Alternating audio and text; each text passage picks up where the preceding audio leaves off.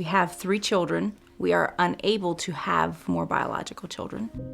But I felt always like there was that one little girl out there for us yet. There was something that was growing in my heart. Adoption wasn't something that just burned a hole in my heart, but it was always there. I wasn't too sure about it, actually. But God kind of did a work in my heart. He led us down the pathway of thinking we should. We're accepted as far as our credentials are done. We have gone as far as we could. Now we need to stop and wait. It stretches into this long waiting period, and we were just convinced that once we're approved to adopt, we're going to have a baby in a month or 2 months. It didn't happen that way. It is the toughest spot in adopting, is just that waiting, and you can't do a thing about it. As an act of faith, Maureen decorated the entire nursery. I painted the bedroom, and we got a crib set, and I started buying some clothes. We'd go into the nursery and we'd spend time praying, and we'd spend time thinking and planning. And I was just convinced that once we're approved, it's going to happen right away. We did everything we can, and so we'll just wait and see what God has for us.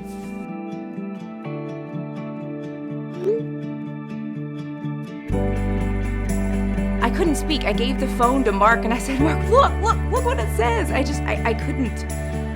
couldn't put into words what I was feeling. Well, I instantly started crying, and he starts tearing up. Mariah she started crying. The boys just started cheering. I mean, a simple text just changed our life. Unreal.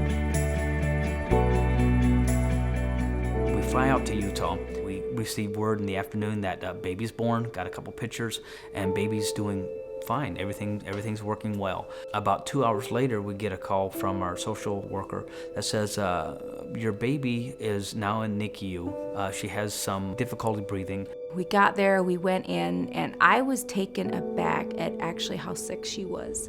She was on the breathing machine, and her little arms were tied down, and there was just tubes everywhere.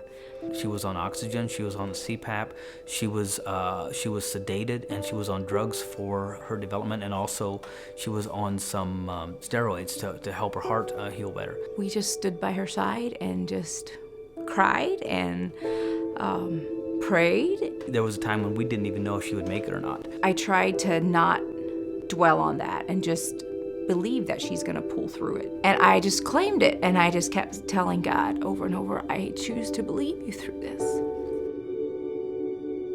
I just stood there with her, kept telling her that I'm not gonna leave her, that I'm gonna be there with her. She was in the hospital total 10 days, and I would just go in the morning, and I would just sit, and I would just hold her.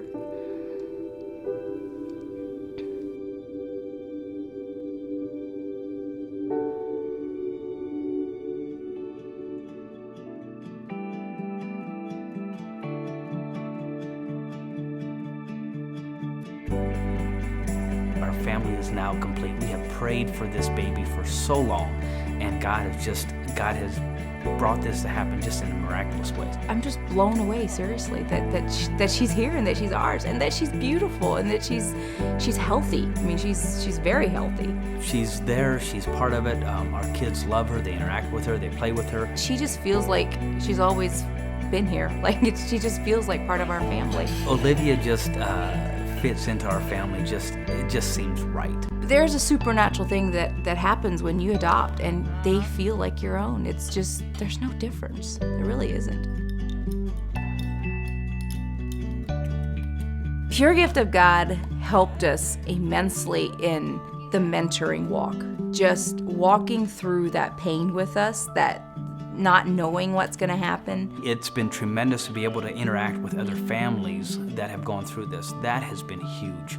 Being there for you, just daily giving us that encouragement and letting us know that they care about us and they're here for us. If we can reach out and help other families doing it, I think that's a key part of what we're trying to do here. They walked through this whole adoption thing with us, like step by step. That time is going to be long. It's going to seem like it's really long. The time will come when you get that, and it's going to be right. It'll be right for you. You have to stay active in believing that it'll come, that it'll happen.